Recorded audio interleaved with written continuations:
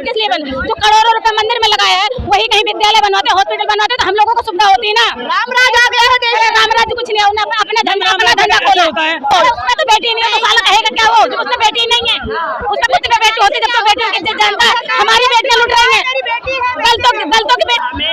ये है कि हम ईवीएम में नहीं डालेंगे वोट, हम बैलेट पेपर से डालेंगे वोट। तो आप एक महिला महिला होकर आपको ईवीएम से क्या परेशानी है ये बताइए। ईवीएम से हमें परेशानी है। मतलब क्या आपको लगता है कि ईवीएम में गड़बड़ी होती है? गड़बड़ी होती है ईवीएम में। अच्छा, आपको लगता है कि ईवीएम में गड़बड़ी होती है, ईवीएम में बहुत चोर होते हैं? ईवीएम में धोखाधड़ी हो रही है। ईवीएम में वोट, इसमें थप्पे से वोट पड़ेगा तभी हमारी सरकार आएगी, और ईवीएम से आएगी तो कभी हमारी सरकार नहीं आएगी। जी, वोट दे तो रहे क्या ना सबकी, अब जारी है की सम्मान मिल रहा है मोदी के राज में। लोग का सम्मान, लोग का सम्मान, 5 किलो राशन से बच्चे पल रहे हैं। बहू बेटियां रास्ते में छेड़ी जा रही हैं, रास्ते में रोकी जा रही हैं। 5 किलो गेहूं से हमारा गुजारा हो जाएगा? 5 किलो गेहूं से गुजारा होता तो रोड में क्यों खड़े होते हम? लेकिन मोदी जी कह रहे हैं बेटी बचाओ बेटी पढ़ाओ। उसमें तो बेटी नहीं है तो साला कहेगा क्या वो, उसमें बेटी नहीं है, उसमें कितने बेटी होती जब तो बेटी की इज्जत जानता है। हमारी बेटियां लुट रही हैं, दलितों की बेटियां लूटी जा रही हैं, किसी ब्राह्मण की नहीं, ठाकुर की नहीं। हम इसलिए आए हैं।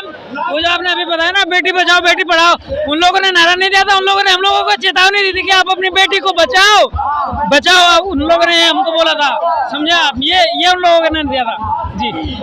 जैसे कि आप कह रही हैं कि ब्राह्मणों का वो होता है तो बहुजन समाज इकट्ठा क्यों नहीं होता है?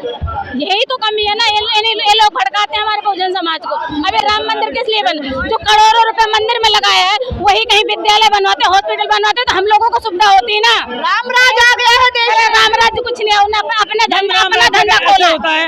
रामराज में क्या होता है, क्या कोई एक उदाहरण दीजिए। कटोरा लिया है, जो कहते हैं ना भीख मांगते, वो हम लोगों से कटोरा रखा गया है आगे। 5 किलो राशन दे रहे हैं वो हर महीने आपको।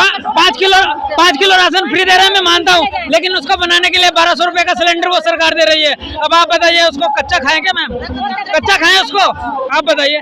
2 करोड़ लोगों से ज्यादा उन्होंने रोजगार दिया है, महिलाओं के लिए बहुत सारी योजना। कुछ भी नहीं दिया, उन रोजगारों से कुछ नहीं हुआ। महिला आरक्षण ला दिया है मोदी, कुछ नहीं किया है। राम मंदिर को क्या करें हम? राम मंदिर को क्या करें? हमारे बच्चे पढ़ेंगे नहीं। रामराज का मतलब क्या होता है? आप मुझको मतलब बताइए सबसे पहले, आप लोग मुझे मतलब बताइए। रामराज का मतलब बताइए ना।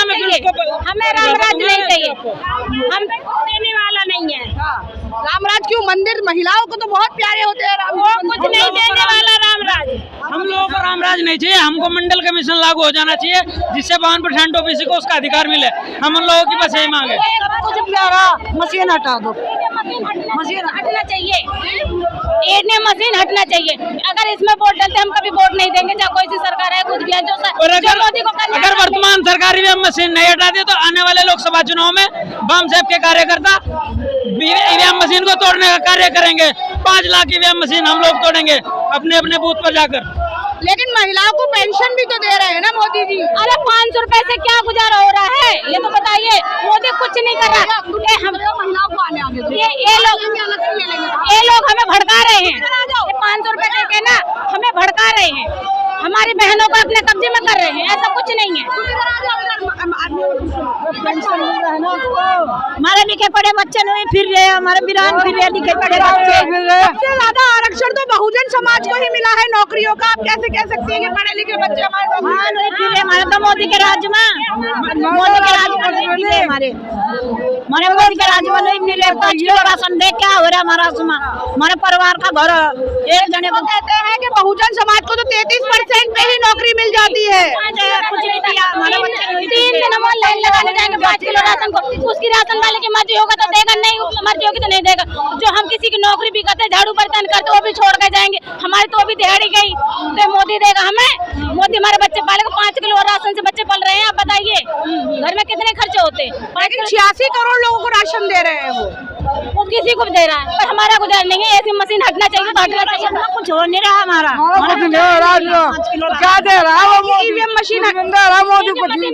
हम उसे तोड़ेंगे नहीं, अगर ईवीएम मशीन हट तोड़ेंगे, जो चीज करना हो तो कर ले, जो चीज करना हो हम तोड़ेंगे।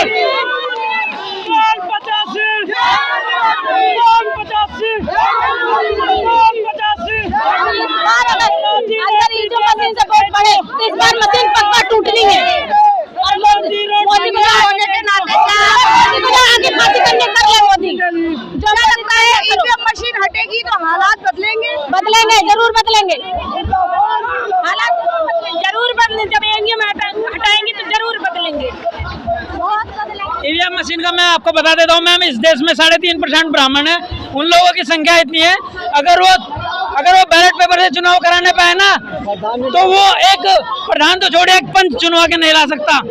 आपको इतना बता देता हूँ, ठीक है मैम। आप ईवीएम का बोल रहे हो ना, ईवीएम आधुनिक मनुस्मृति है इस देश के अंदर। जब तक ईवीएम मशीन नहीं टूटेगी किसी का भी समाधान नहीं होगा, न किसानों का, न सेना का, न छात्रों का, न महिलाओं का, किसी का कोई समाधान नहीं होगा। मुझे एक बात बताइए, अगर ईवीएम मशीन हट जाती है तो भी तो कांग्रेस की सरकार आएगी और कांग्रेस ही ईवीएम को लाने वाली है। ये मैम हम आपकी बात मान रहे हैं, कांग्रेस ईवीएम को लाने वाली है, लेकिन ईवीएम मशीन हट जाएगी उसके बाद साफ हो जाएगा कि कौन बनेगा कौन नहीं। और भी देशों में तो हो रहा है बैलेट पेपर से चुनाव, बैलेट पेपर से हर देशों में हो रहा है, भारत देश में हो रही है ईवीएम मशीन से चुनाव केवल भारत में हो रहा है, जबकि ईवीएम मशीन बनाने वाली कंपनियां जो है वो चुनाव खुद नहीं करा रही, क्योंकि सुप्रीम कोर्ट का जो ईवीएम मशीन को कांग्रेस ही लेकर आई थी। मैं आपसे यही बात कह रही हूँ। मैं मान रहा हूँ मैम आपकी बात। कांग्रेस और बीजेपी, कांग्रेस और बीजेपी एक ही सिक्के के दो पहलू है मैम, मिली जुली सरकार है, एक ही सिक्के के दो पहलू है। कांग्रेस सांपनाथ है और बीजेपी नागनाथ है, दोनों नुकसान करते हैं मूल निवासी बहुजन समाज को। किसकी सरकार आनी चाहिए सत्ता में अगर ईवीएम मशीन? बहुजनों की सरकार आएगी। बहुजनों की सरकार कहाँ बन रही है? गठबंधन तक नहीं हो रहा है। चुनाव होगा तब होगा ना मैम, लेकिन बहुजनों का तो गठबंधन भी नहीं है, कोई आगे ही नहीं आ रहा है। बहुजनों की कौन नहीं आ रहा है? कौन नहीं आ रहा है? ईवीएम के खिलाफ सब लोग बोल रहे हैं। आप सिर्फ ईवीएम मशीन के लिए आगे आए हैं, लेकिन बहुजनों की आवाज बन के कौन आगे आ रहा है जो सरकार में आएगा? बताइए। बहुजन मुक्ति पार्टी आएगी, बहुजन मुक्ति पार्टी को लाएंगे। माननीय परविंदर प्रताप जी राष्ट्रीय अध्यक्ष बहुजन मुक्ति पार्टी, बहुजन मुक्ति पार्टी को लेकर आगे। ईवीएम मशीन से चुनाव नहीं होता है, बैलेट पेपर से चुनाव होता है, तो ईवीएम मशीन से, क्योंकि ईवीएम मशीन में तो पूरी तरह से सेटिंग है, ये तो सबको पता है। और आज बच्चा भारत का जानता है कि ईवीएम मशीन में कांग्रेस और बीजेपी दोनों का कब्जा हो रखा है। एक बार बीजेपी, एक बार कांग्रेस, एक बार बीजेपी, एक बार कांग्रेस, जो कि ईवीएम मशीन को पूरी तरह से हमारे हैदराबाद के सॉफ्टवेयर इंजीनियर के हरिप्रसाद मुरली, उसने साबित करके दिखा दिया कि ईवीएम मशीन में टोटल गड़बड़ी होती है। श्रीकांत चिंताला जो भी सॉफ्टवेयर इंजीनियर है, और हमारे देश के सुप्रीम कोर्ट के बड़े बड़े वकील, जिनने लाइव डेमो करके भी कुछ दिन पहले दिखाया कि ईवीएम में पूरी तरह से धांधली होती है। फिर भी चुनाव आयोग बीजेपी के दबाव में जबरदस्ती ईवीएम मशीन से वोटिंग करवाना की कोशिश कर रहा है। इसका मतलब चुनाव आयोग बीजेपी के हाथों बिका हुआ है। चुनाव आयोग खुद चोरी करवा रहा है, ईवीएम मशीन चोर है और चुनाव आयोग चोरों का सरदार है। लेकिन सबसे बड़ा चेहरा जो बहुजनों का है वो बहन जी मायावती है, तो वो क्यों नहीं गठबंधन के साथ आ रही है? आज नहीं है बहन जी, आज बहन जी बहुजनों का चेहरा नहीं है। जब बहुजनों का चेहरा था तो उत्तर प्रदेश में भारत के सबसे बड़े प्रदेश की 4 बार 5 बार सरकार बनाई। आज बहन जी कहाँ है? आज बहन जी को अगर पीछे भेजा है बहन जी तो ईवीएम मशीन को हटाने के लिए यहाँ पर जंतर मंतर पर हम लोगों का समर्थन करने के लिए वाम से के समर्थन में आती। अगर आज पूरे भारत में और ईवीएम को लेकर के विरोध हो रहा है। भारत मुक्ति मोर्चा से लेके, किसान मोर्चा से लेके, बहुजन मुक्ति पार्टी से लेकर के, विद्यार्थी मोर्चा से लेकर तमाम लोग इस भारत के दिल्ली राजधानी पे आए कि ईवीएम का विरोध बहुत बड़े पैमाने पर हो रहा है। सबसे बड़ी बात यह है कि पूरे विश्व में ईवीएम से चुनाव नहीं हो रहा, लेकिन भारत में 3.5% के ब्राह्मणवादी व्यवस्था के लोग बैठे हुए हैं और ईवीएम से चुनाव करा रहे हैं। हम 85 समाज के, आप अभी आपने क्वेश्चन किया था कि 85 समाज के, बहुजन समाज के आप लोग हैं, हमारी संख्या बहुत ज्यादा है, 100 करोड़ से ऊपर है, लेकिन ईवीएम से आज हम फेल हो जा रहे हैं। इसलिए हम ये मोर्चा निकाल करके मोदी सरकार को चेतावनी दे रहे हैं कि अगर 2024 में अगर ईवीएम नहीं बंद होता तो 15 लाख बूथों पे हमारे जितने भी ईवीएम को तोड़ने का काम कर बहुजन समाज के जितने भी लोग कार्यकर्ता हैं, हमारी महिलाओं से लेकर के पुरुष तक ईवीएम तोड़ने का काम करेंगे। अगर मेरा सवाल ये रहेगा आपसे, मैं बार बार यही सवाल कर रही हूँ कि लड़ाई यहाँ ईवीएम की है, ठीक है, लेकिन ईवीएम अगर नहीं होगा तब भी आप बहुजनों का चेहरा कौन है, किसको वोट देंगे आप? बहुजन मुक्ति पार्टी है। हमारे प्रधानमंत्री परविंदर प्रताप सिंह अनुसूचित जाति के वही बनेंगे, जो कि 85 का कमान वही संभालेंगे, और वाम सेना के राष्ट्रीय अध्यक्ष जो वामन मिश्राम साहब, उनके नेतृत्व में पूरे भारत में हम काम कर रहे हैं। लेकिन देखिए, आप कह रहे हैं कि अनुसूचित जाति के ही जो है वो प्रधानमंत्री बनेंगे।